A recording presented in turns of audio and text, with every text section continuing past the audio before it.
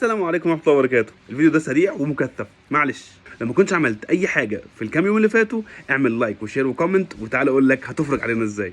يوم عرفه، الخطه المحكمه. ازيك يا قمر، عامل ايه؟ يومنا يبدا من قبل المغرب النهارده بساعه. النص ساعه الاولانيه هنكتب فيها كل الادعيه اللي انا ممكن اكون متخيلها، من اول خير الاخره لحد اقل حاجه انت ممكن تكون متخيلها في خير الدنيا. والنص ساعه الثانيه ادعي بان ربنا سبحانه وتعالى يوفقني ويوفقك لكل الخير في يوم عرفه، عشان دي ساعه اجابه. المغرب اذن، اتوضى وانزل صلي المغرب، صلي السنه البعديه، توب الى الله من كل الذنوب والمعاصي اللي انت ممكن تكون عملتها او بتفكر تعملها. سامح كل الناس اللي مزعلينك واستسمح كل الناس اللي انت مزعلهم. مش عارف تستسمحهم، استغفر لهم. حاول تقضي كل حاجه للبيت من المغرب للعشاء النهارده، والغي كل مواعيدك بتاعت بكره اللي ما ترضيش ربنا. انت عارف انا قصدي ايه. العشاء اذن، هنتوضى وننزل نصلي ونصلي السنه ونطلع البيت نصلي الوتر، وبعدين نخش ننام.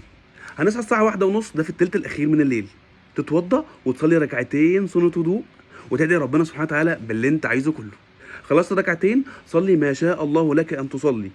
شوف انت عايز تصلي ايه، ركعتين ركعتين ركعتين، وادعي برضو بكل حاجه عشان ربنا سبحانه وتعالى يوفقنا في يوم عرفه. الساعه 3 قوم اتسحر، خلاص سحور، اقرا ورد القران بتاعك. ما عندكش ورد قران، اقرا ياسين بنيه ربنا سبحانه وتعالى يوفقني في يوم عرفه. سيب ربع ساعه او نص ساعه تقعد في الاستغفار فيهم بس. استغفر الله العظيم، استغفر الله العظيم. الاستغفار في السحر من اجمل الحاجات اللي ممكن تعملها في حياتك. الفجر اذن، اقفل الموبايل وانوي صيام يوم عرفه ايمانا واحتسابا، عشان ربنا سبحانه وتعالى يغفر ليك ذنوب سنه قبل وسنه بعد. صلي ركعتين سنه الصبح قبل ما تنزل من البيت، انزل صلي الفجر في جماعه. عرفت تقعد من الفجر لحد الشروق في المسجد يبقى كتر خيرك وانت قاعد في الاذكار. ما عرفتش اطلع وقول اذكار الصباح في البيت. قلت اذكارك ووقت الشروق عدى عليه تلت ساعه، قوم صلي ركعتين الضحى عشان تبقى خدت اجر حجه وعمره تامه تامه تامه. خلص نام من الساعه حوالي 6:30 لحد الساعه 10:30، كده انت تبقى نمت 7 ساعات في اليوم. اصحى امسك الورقه وزود فيها اللي انت عايزه واقعد ادعي. طريقه الدعاء كالاتي: هتثني على ربنا سبحانه وتعالى، يا رب انت اللي اديتنا كل حاجه، انت اللي عندك كل حاجه وانا ما عنديش اي حاجه.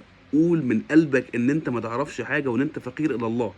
وبعدين صلي على النبي صلى الله عليه وسلم باللي انت شايفه، اللهم صل على محمد. تقول النص الثاني من التشهد اللي انت عايزه. امسك الورقه وادعي كل اللي انت ممكن تكون متخيله. خلصت الدعاء، اقفل بالصلاه على النبي صلى الله عليه وسلم وحمد ربنا سبحانه وتعالى.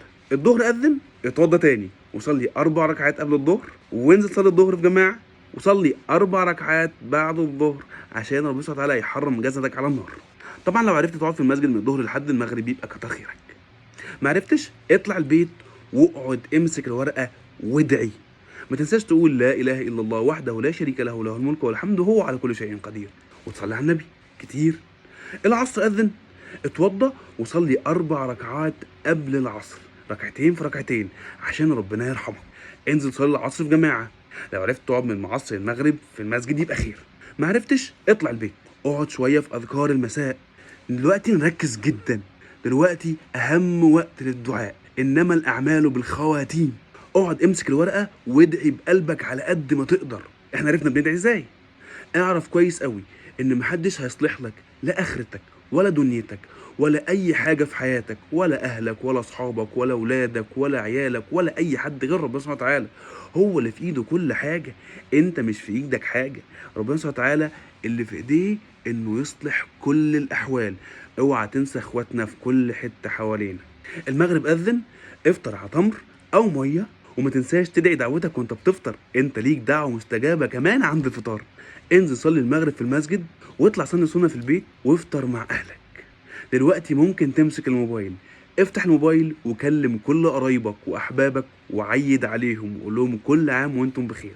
خلي بالك عشان ربنا يفرجها علينا، اعرف حاجه مهمه جدا عشان ما تضيعش كل ده. اوعى تشوف حاجه غلط اليوم ده، اوعى تسمع حاجه غلط اليوم ده، اوعى تقول كلمه ما يرضاهاش ربنا سبحانه وتعالى في اليوم ده عشان ربنا يغفر لك. ما تنساش تدعي ما بين كل اذان واقامه عشان دي من اوقات استجابه الدعاء.